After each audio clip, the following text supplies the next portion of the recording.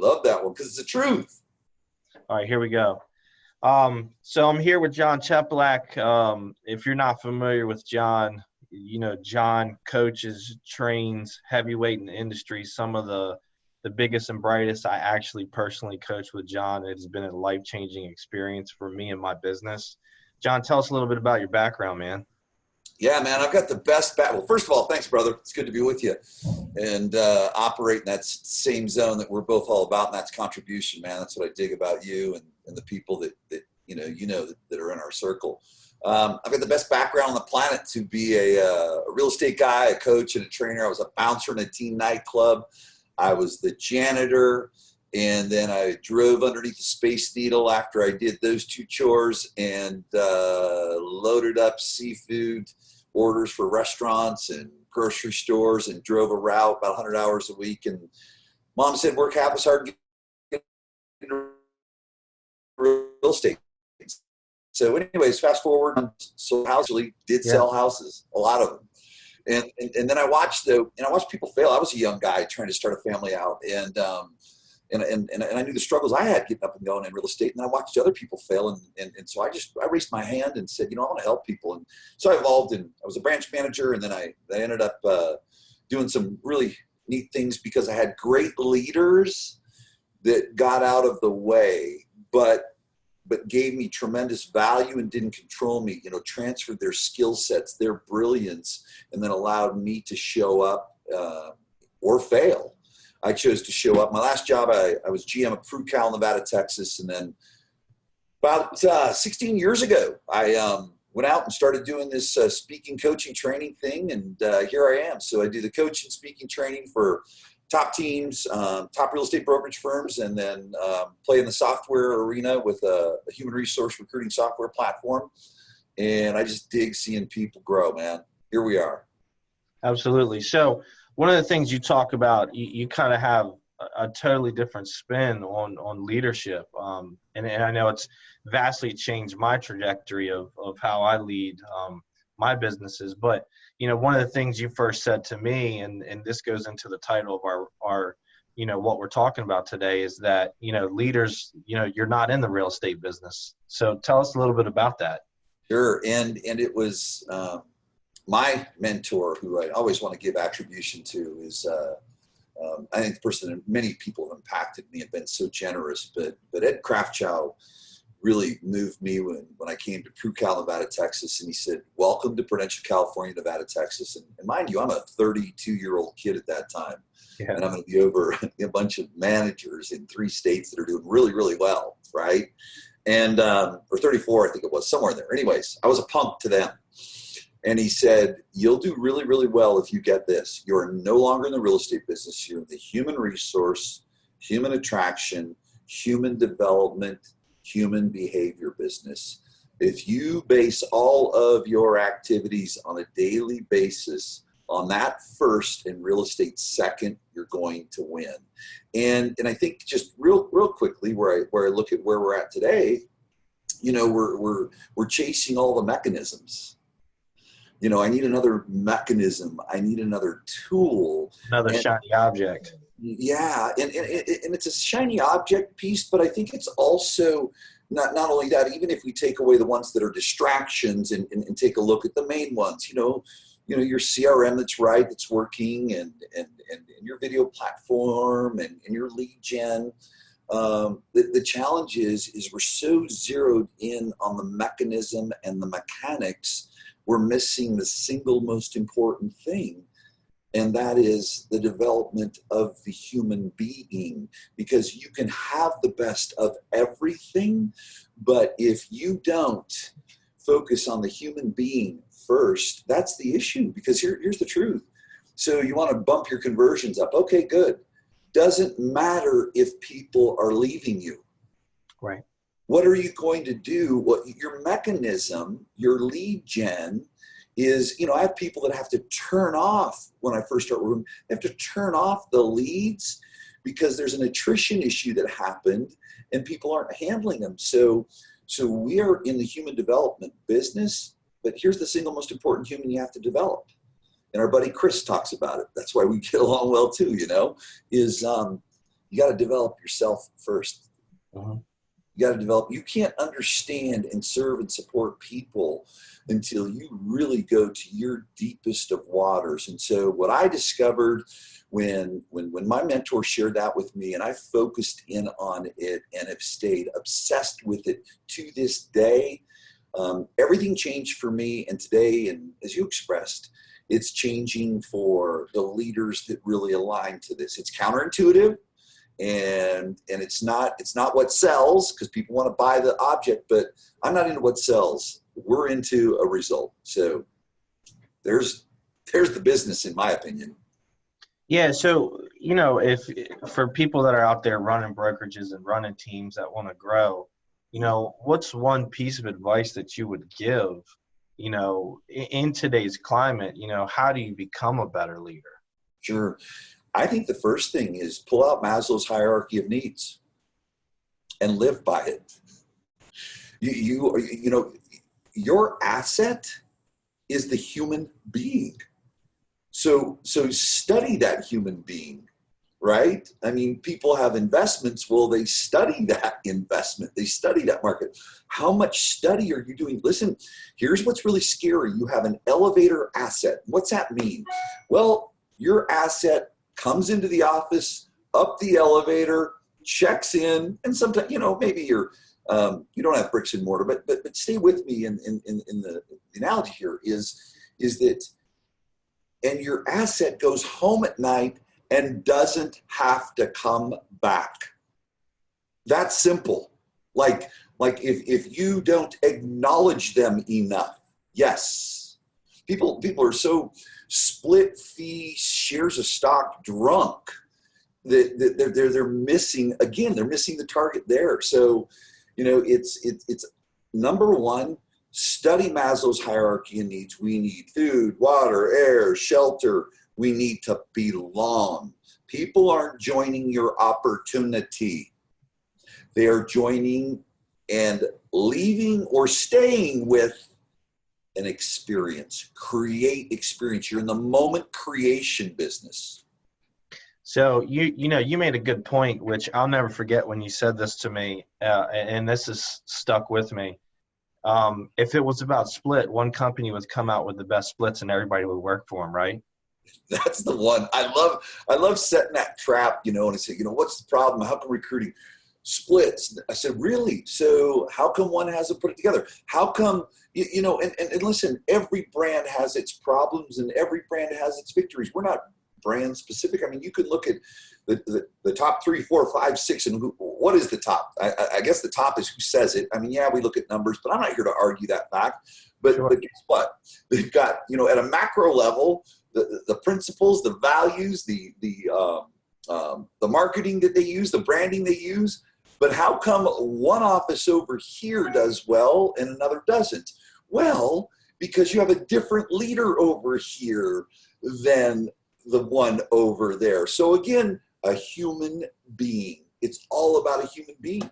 Everyone can walk across the street and get a better deal. Now, if you're a leader, you may be sitting here saying, well, no, my people get a better deal because they get a higher return on investment of the portion of their commissions that they're investing in the partnership with my leadership, in the partnership of our branding, in the partnership of our community. Well, yes, you're right. So the second one to that too is well, then if it's commissions, then explain to me the 100 others that are still with you, right? Right. Reverse engineer it. What did you do right with them that you're not doing with the small percentage that are leaving you? Yet we get so focused on the thing that stings us that we miss where the answer is. And the answer is what's working, not in what's not working. What's not working is a catalyst and gives us an awareness. Yeah. So, kind of on now, systems, processes, KPIs, CRMs, we're bombarded with technology from a leadership standpoint. And I think our industry has gone too far on the KPI side. So, sometimes we try to lead with KPIs and lead with data, which you need those to make decisions. But talk a little bit about, the human resource side of, if you're not touching that, your KPIs and all that stuff, they don't matter. Well, they don't. And what I share, and we've again, fortunately had some great fun conversations as we travel in our relationship is, think about this. Let's go back to good old human behavior.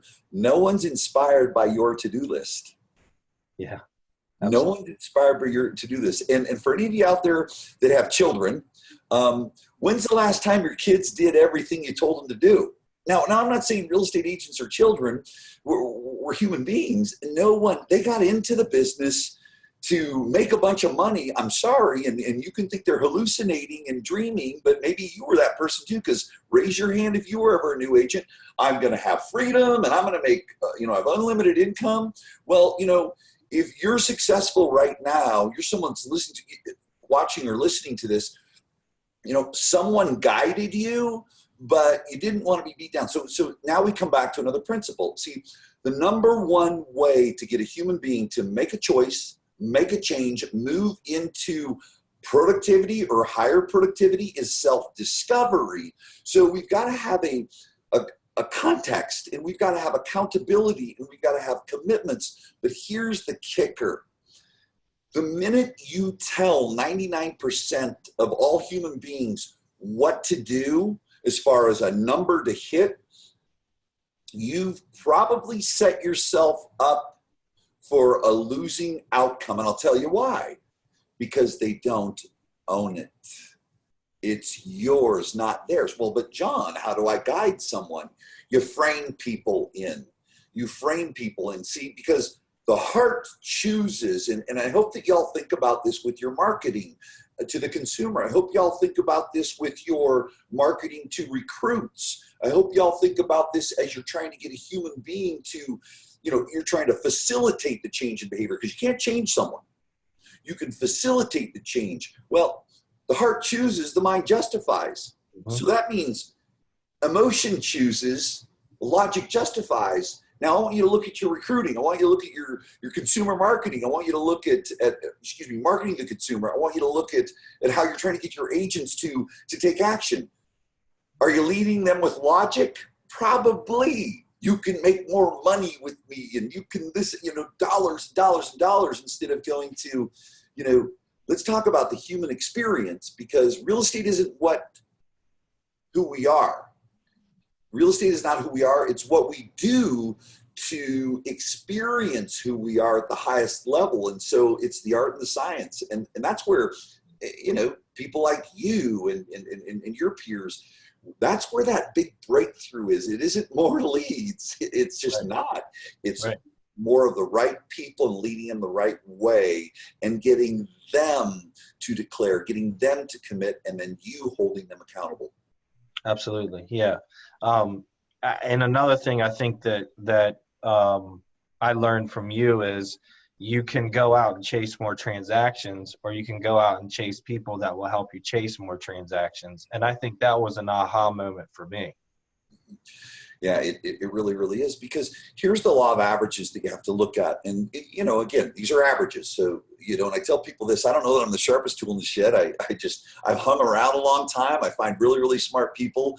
I look at the data, and I'm a lifelong learner. And so I'll share some data that actually since 95 has not changed. If you look at your typical large brokerage firm, you're typically going to see a 25 to 30% attrition rate. So here's what I mean by that is that if you start the year with 100 agents, okay, and 25 leave you, 25 or 30 are going to leave you. Now there are some that have great retention, and that's great. But I'm going to tell you, after working with thousands of broker owner managers throughout North America, throughout Europe and Asia and South Africa, around the world, okay, that number is constant. So now you look at, you're going to get people to do more transactions. Well, here's the problem. If you have a brokerage, 100 plus somewhere in there, even 60, 70, 80, but above, what you need to think about is, how about the production? Yeah, some people that weren't productive are going to leave you, but how about the production that's going to leave you? Well, you've got to replace it with people that are doing production. But wait a minute, we're in this business to grow, and if you don't even at an equal level bring in the same amount of production that's leaving you, because it does every year, I don't care who you are, you're flat. So really what you've got to do, if you look at, say you've got a 30% attrition, and you want to grow by 25%, you've got to bring in 55% of your agent population. Now with teams, what I see is typically with teams more of a 15% attrition rate is pretty typical. Now we'll have some go through cycles. I have an epic one where just these subtle shifts that we're talking about, Brandon, where year one, when I started working with a specific team, and this is a great story. This is how this stuff works. Here's your case study, ladies and gentlemen.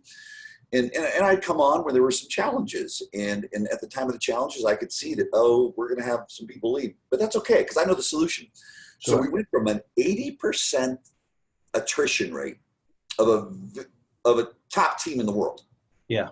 Like recognized top team in the world. 80% attrition rate to, we just looked at this last year, adding 13 or 14 people to the team and a 95% retention rate, because these principles that you and I have just been talking about up to this point was where we shifted. Acknowledging people, allowing people to create their vision, then holding them accountable around their number instead of ours. Top down doesn't work in the real estate business. Bottom up. Yeah.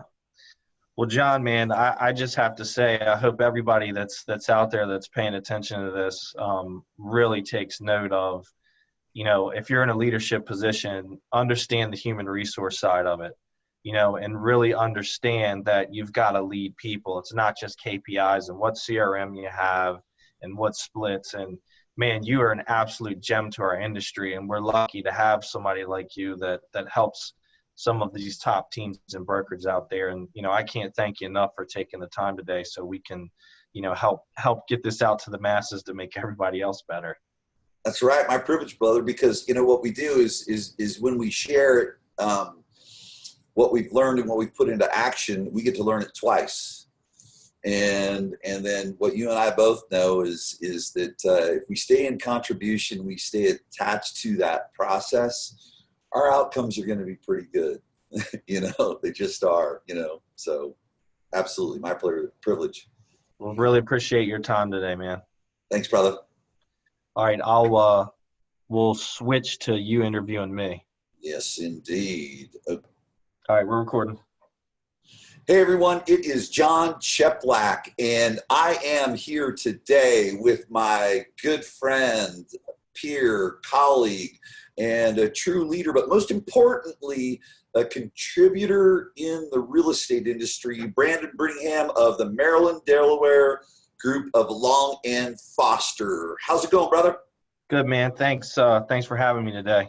You bet. So what we want to do in our spirit of our business, and the most important thing to Brandon and myself and the folks that I work with is contribution. And in that spirit, it's many people have been generous to us. Certainly we've and I want to let you know it's so important to invest in yourself, invest your human resource, invest your financial resource so that you can grow. But even in doing so, Brandon and myself and our circle of friends, we've been fortunate to come across generous people that have shared with us and passed along to us, and we're just doing what we know is our responsibility. And so what we want to do is I want to take a journey inside Brandon's business, and hopefully from our conversation today, you guys can get some value to take in your business. So Brandon, let's dig right in. Give us the quick background. I always like to know, mine was the bouncer in a teen nightclub. What was it for you before? You were probably,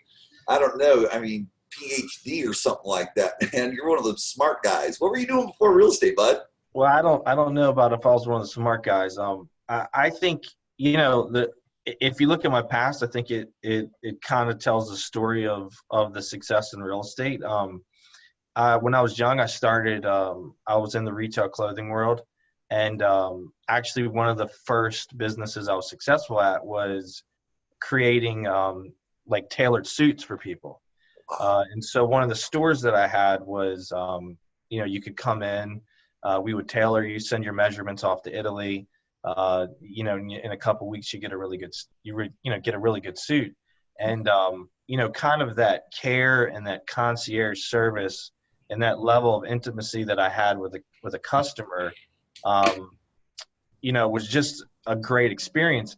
And then fast forward, When I sold my first companies, I was always fascinated by real estate. So I bought real estate as an investment because I saw it as a way to create and generate long-term wealth and passive income. And so the first couple of real estate transactions I did, it just was very foreign to me from a standpoint of the customer service aspect was very different than what I was used to providing in my business. And so that's kind of what inspired me to become an agent. So from the very beginning, I had just this fanatical, obsession with customer service because I came from, John, you walk in my store, I've got to know you. Okay, why are you buying a suit? What kind of fabric do you like? Is it for a special occasion? How are you going to look in it? I got to really know my customers, and it wasn't this transactional, because typically when you tailor a suit for somebody, you typically don't tailor just one. And they typically come back to you. And it's just kind of this whole concierge experience. So, that's kind of what I came into real estate with. And that's kind of how I tried to really focus my business was, consumer first and just obsessive about, providing a good service. Awesome. And talk about your first year. What was your first year in the business like? Terrible. Yeah. Yeah, it's to be honest with you, I wanted to quit. It was difficult, and but here's the thing, and I tell my new agents this, and I tell everybody this. I think the adversity, I think in real estate, getting over that hump, I think going through that experience of the adversity is actually what makes a really good real estate agent. Because when you get to embrace the failure and you get to understand, look, it's a lot of things going on, and, you're the captain of the ship. And, when it's unsteady waters, if you can't be the constant, your seller, your buyer's going to freak out. The other agent's going to freak out. So I think embracing the failure in the beginning is what helped me be successful, because I learned to be the constant in chaos. Yeah. So from there, obviously you built a real successful business. Where were you at? Because I think this is something that'll be very interesting to everyone. Is certainly you're a leader out there in the business, and have this business that goes your sales part of it now is really a small part. It's very big. It's very important. I know, because I know how closely you work with your customers. But at what point in your career, where was your transaction count when you decided, something, I'm not going to be a lone ranger. I'm going to start bringing, outside of admin, but I'm going to start bringing people in and developing them. So first, when was that? And, at what point in your career transaction wise? And B, how come? What was the reason that made you want to then start bringing people in? So it's actually remarkable. When you're young, I think that you feel invincible. And, it's kind of one of those things where it's like, pile more transactions on me, I'll just work harder. Right? And, you find out later on in life that it's just, there's only so much energy and brain power you can give in a day's time. And so I think it was around 2012. I actually got named to NAR's 30 under 30. Wow. And so, you go to NAR, you get around a bunch of people who've won 30 under 30. And it was like a whole new world, because, I was doing around 120, 130 transactions on my own. And I got in front of people who are doing 500, 600, 700 transactions. And I'm like, how the hell do you do that? You know what I mean? I'm freaking, at this point in 2012, I'm literally like sleeping in my office some nights. That's 100% true fact.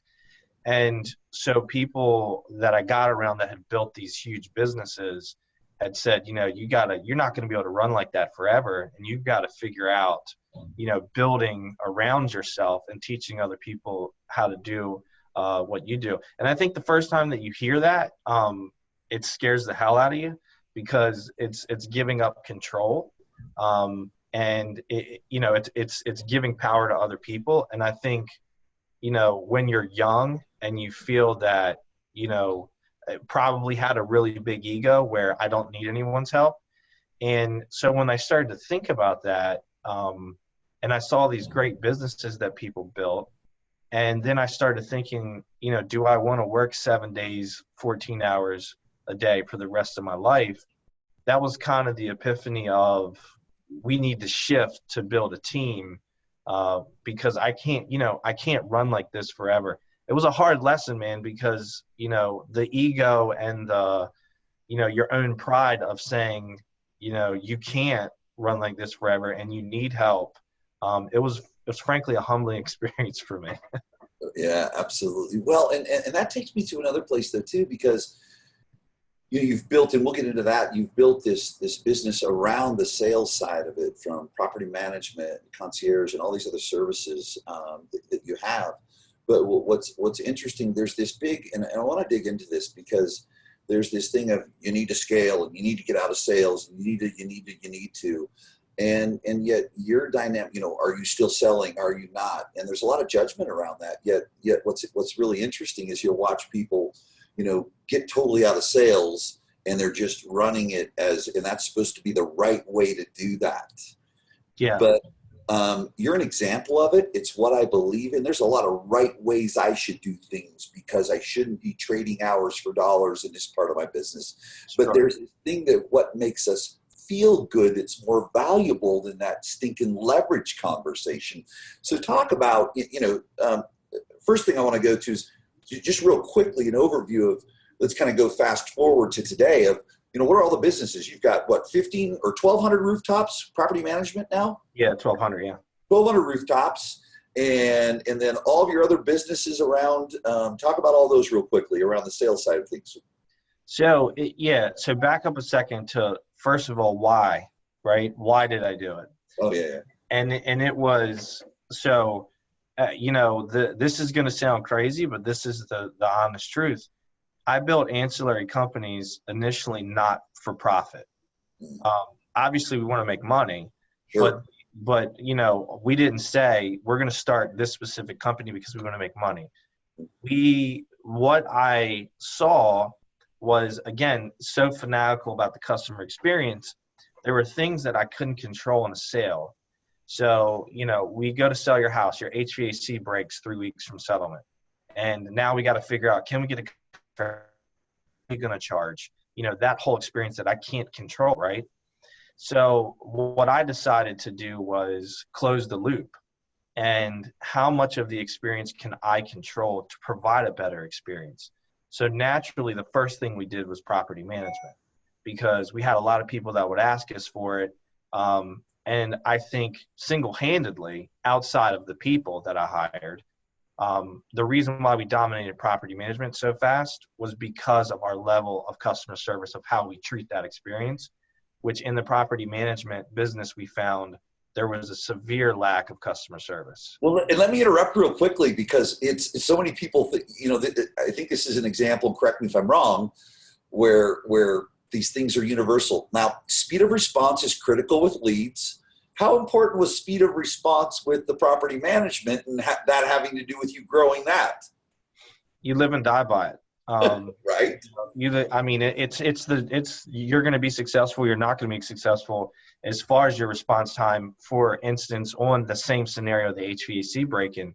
So one of the things that I found in that was I couldn't control contractors. So one of the first things I did was we developed and built our own contracting services. So, something happens in the middle of the night on your rental, I'm sending my guys out there to fix it. And then HVAC, plumbing, the whole gamut of everything, because we wanted to be able to control it. So, physically in my building, John, you've been to my building, I have title, mortgage, insurance, construction services, design, build, property management. Obviously, we have storage, we have moving capacity, pretty much everything around the sales and property management transaction that could go wrong. We built a company around it to control it. So at the end of the day, we make it seamless and I can control it. And it just would keep me up at night to be at settlement and a seller or buyer would be upset over a part of the process that I couldn't control. And although I did a great job, when they think again in their head about buying and selling a house, that negative thing that happened, whatever it is, that had nothing to do with me, that's what they remember. And I wanted to take that out of the transaction. Yeah, so smart. And so again, what I want to reiterate and hope everyone captured, I mean, it was my differentiator too when I first got in the business. I mean, I don't know that I was that well spoken. Maybe I'm still not. I don't know. I'm pulling it off, I guess. I think you do pretty good. Right. But when I came from, I was, but I learned my negotiation. When you're a bouncer, you learn how to negotiate, man. Sure. But the one thing that I caught right away is if I can get back to people quick and just almost over communicate, but not from a pushy standpoint. I mean, it just goes miles. People like consistency. That's a principle. Yeah, we think about consistency in the activities that we need to do with our business and growing and our health and all that. But your consistency with that consumer and the way that you communicate is just huge. So let's go to that scaling piece. And thanks so much for articulating that, because I think it gives people a different vision of it. And the right vision in looking at why you surround yourself with that. And I think there's another piece too, is it's certainly a part of your value proposition that absolutely makes you guys able to sell a lot of homes. Now, so a guy, doing, where'd you guys end up transaction count last year, roughly? 18, we were 490. 490 transactions. And so gosh, you shouldn't be selling houses. You got all these businesses going on, and you went to a point, and this is kind of fun because, we hadn't gone to those depths in our conversations and dinner and things like that. It was a little bit of burnout, but yet, it was, I need to get out of here and stop selling. Yet before it was, gosh, I don't want to get burnt out. Now your business is probably thriving in the sales side of it. It's thriving as good as or better than it ever has. Would that be fair to say? Absolutely. And it's probably, I don't know if I want to say easier, but probably even more enjoyable, because now you've got these people around you that are growing your business, and you don't have to sell real estate if you don't want to. Yeah. So, I think this is, you reiterated with this with me, several times. I think first of all, there's no one right or wrong way to, you know what I mean? If you look at just your inner circle of, and masterminds I've sat in with you, of how different everybody's business is, but yet so successful. Yeah. So I think that's one thing that is really cool about our business. Yeah. But I think the other thing too is it's like at the end of the day, as a leader, don't you want to do what you want to do, right? And we all have choices, and it's like, for you personally, how you live your life, you make the choices as to you do what you want to do. You work with the clients you want to work with, and you operate kind of from that standpoint. So I think you got to get out of sales to run a team. Not if you don't want to. Like if you really enjoy, which I do, if you really enjoy that, I mean, again, going back to, why did I build a company where we did custom suits and things of that nature? Why? Because I love the customer interaction. I love the experience. I draw energy from other people, right? I love being in front of people. I love that customer interaction. And I loved, the thing about it is, which is going to sound kind of weird, I love taking that stress off of them. Let me take that burden. Because to me, it's not a burden. It's I'm a problem solver. And I think that goes inherently to what, just purpose. I'm purpose driven from a standpoint of, I feel that for whatever reason, I was put on this earth to solve people's problems. And when it comes to real estate, I think I can figure out a lot of complex situations, and that's why we scaled and built the companies around it. But I love the client interaction still. And when when we're out in masterminds and we're talking to different people, and the people say, I'm not in sales anymore, a lot of times it's because they didn't like it. They didn't like the client interaction piece of it, right?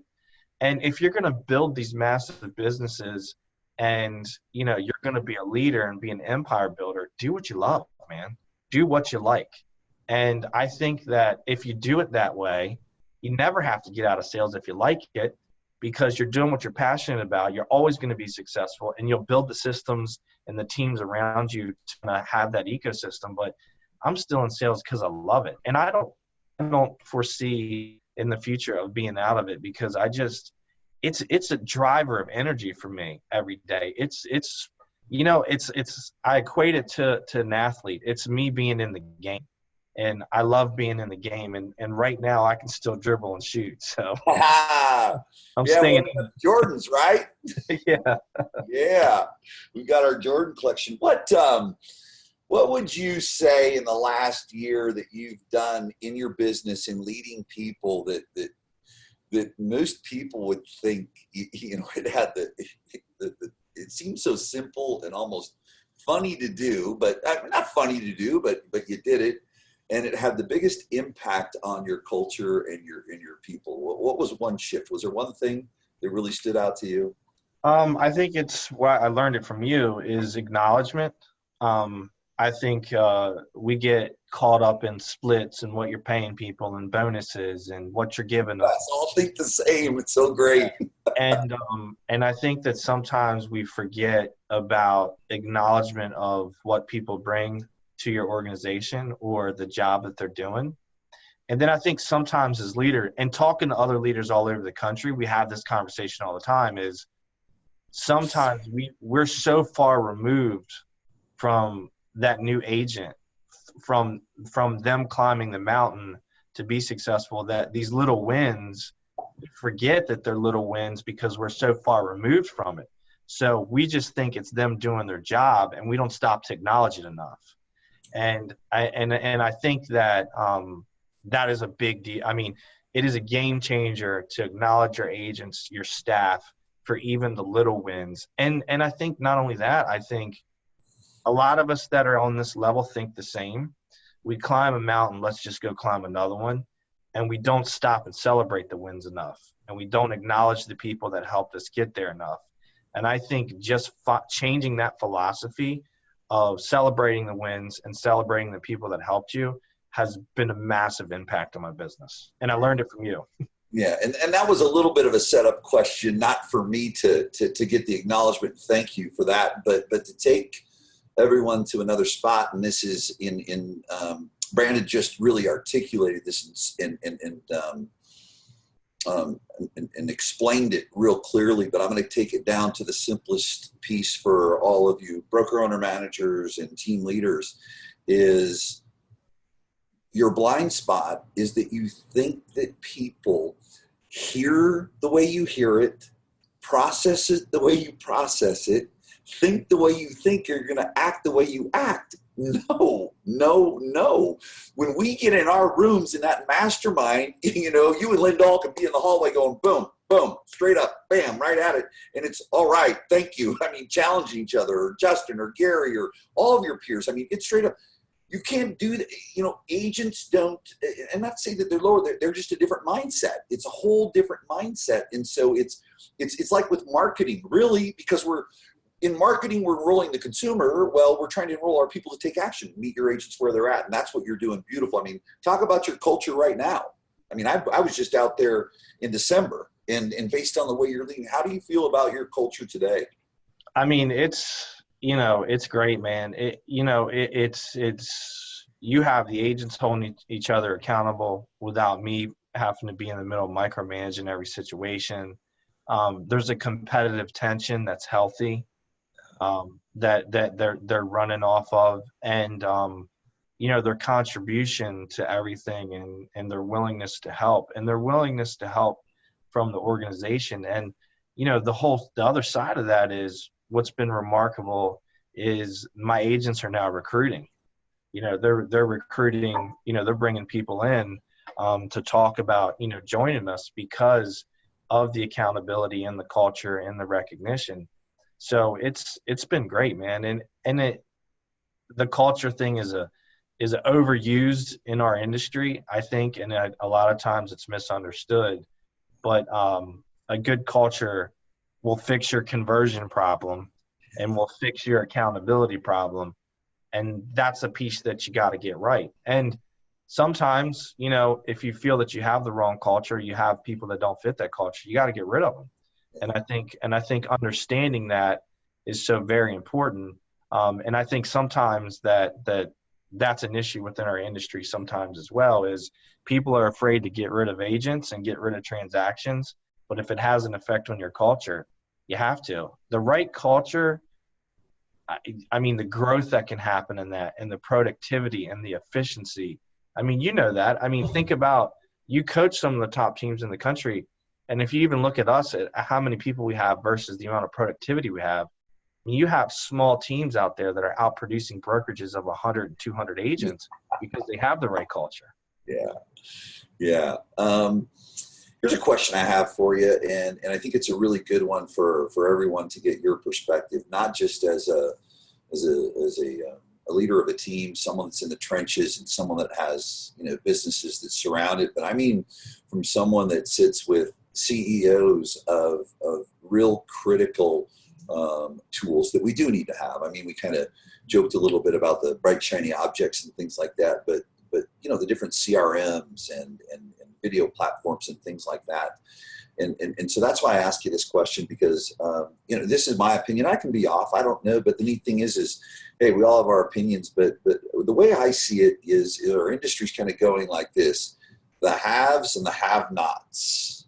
And that's just about it. And so if you were, based on that opinion, whether right or wrong, what would you say going forward to agents that are in the business, to team leaders, just as a general, to be someone, because listen, a single team agent can make it, and they can do really, really well. We know, we got friends, I was an example of that. Yeah. Yeah. But now I think it's really, you know what I mean? I mean, we're in a different ball game now, right? What do you think the difference is if you were to say to an agent, or you were to say even to a team leader that's at 100, 200, 250, 300 transactions, what do you think's most critical for them outside of the, the focus on the people, but to be a have versus a have not? To not only protect, our industry, and to protect their business, what would you say is the single most important thing they need to really focus on? I think it's a principle, and I think within that principle, you can layer in all of the things, CRM, marketing, all those things. But I think the principle is, how well do you solve customers' problems? You know what I mean? And I think, and how is your human experience, right? Because I think as technology continues to shift, that our industry continues to shift, the way that the consumer gets to you may change, but the human interaction is not going to. And if you're not winning at the kitchen table, you're not going to win. And you can have every shiny object that's out there. If you're not performing a good service, I think that's going to be a struggle. And I think the other side of that is, I think consumer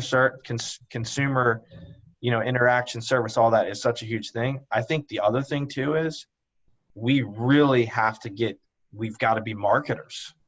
I think especially with the attention span of the consumer, the disruption of technology, I think every leader and real estate team out there, you have got to understand and get a hold of being a strong marketer. Do you know what I mean? And it's not just I sold 500 houses last year. Yeah, right. You've got to sophisticated, man. Right. You've got to understand human psychology of sales. You have to understand how to reach people on the internet. You have to understand you've got to be omnipresent everywhere, and you have to get a hold of and have a huge understanding of marketing. And I think that is a big part of where our industry is going to go. If you don't dominate in the marketing world and the consumer experience, I think that's where you can get left behind. Mm-hmm. Yeah, absolutely. So outside of that, I always like to get into the personal side of things. So what was really neat when we sat with dinner, you have a family member you visit religiously every week. Yeah. Talk about that, man.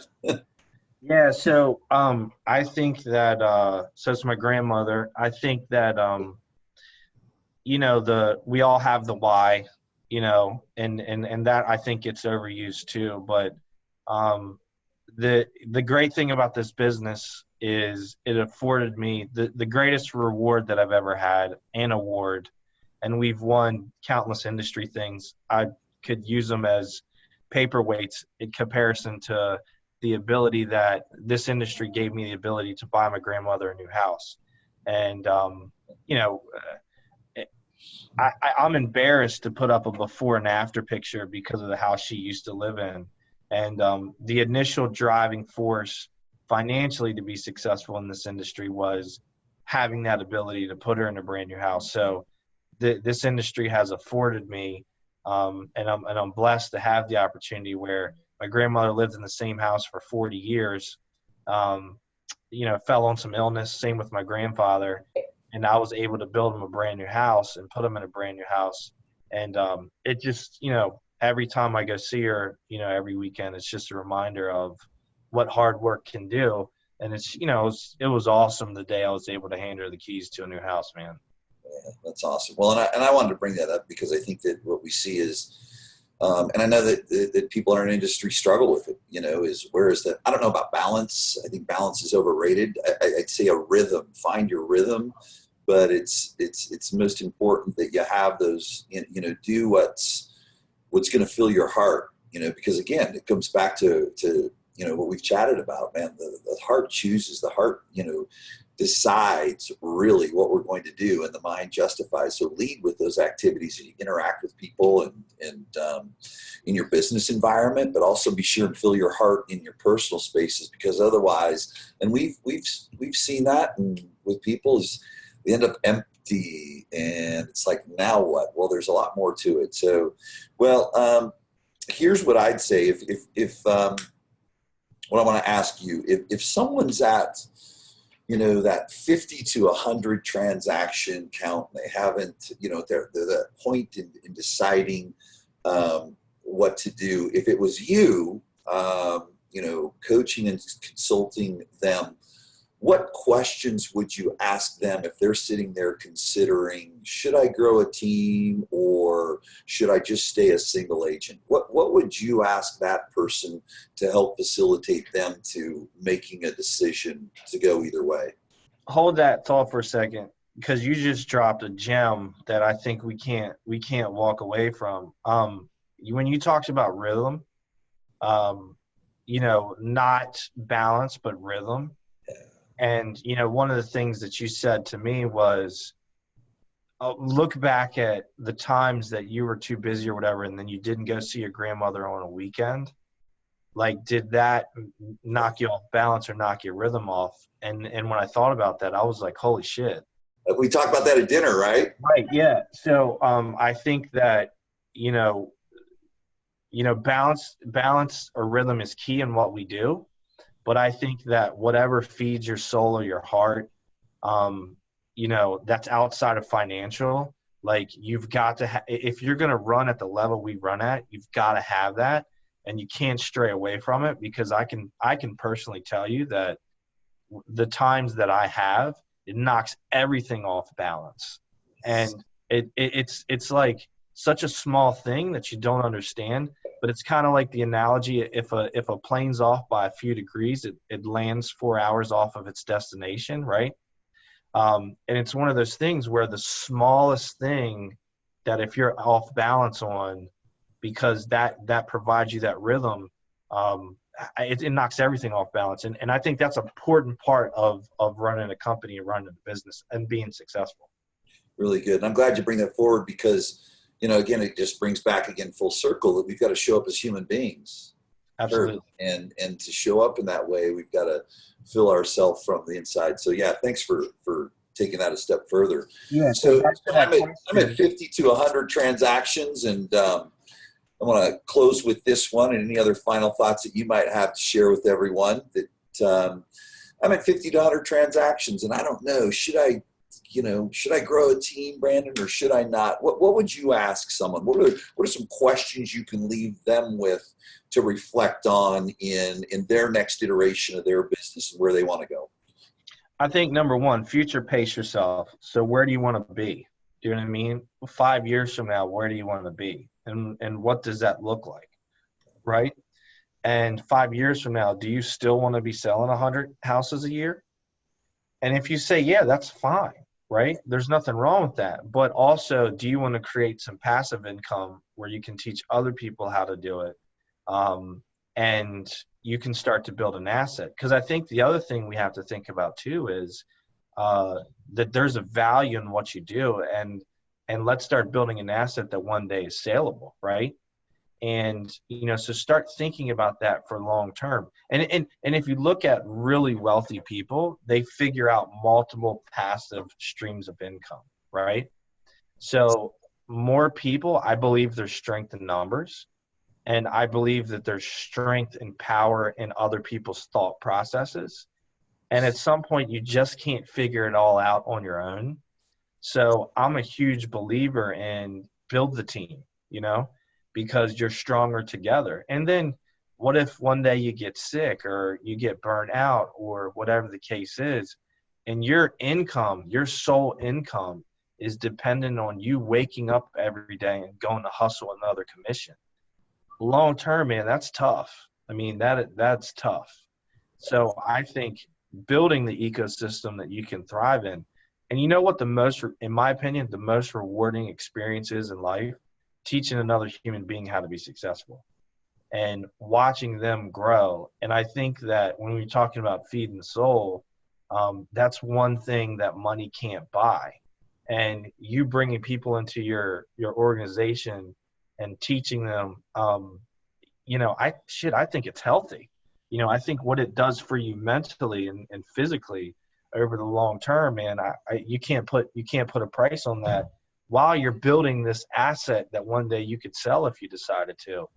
In my opinion, when you get to a certain level, you really have to start looking at going in the direction of a team. And that's just my personal opinion.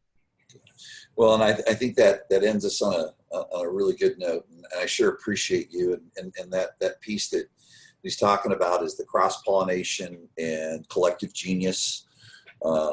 As a leader, your job is to constantly raise the IQ of the organization. And I look as I'm inside, and I've met Brandon's entire staff and seeing how they all work together. And that's what he's done and continues to do. You raise the IQ of the organization.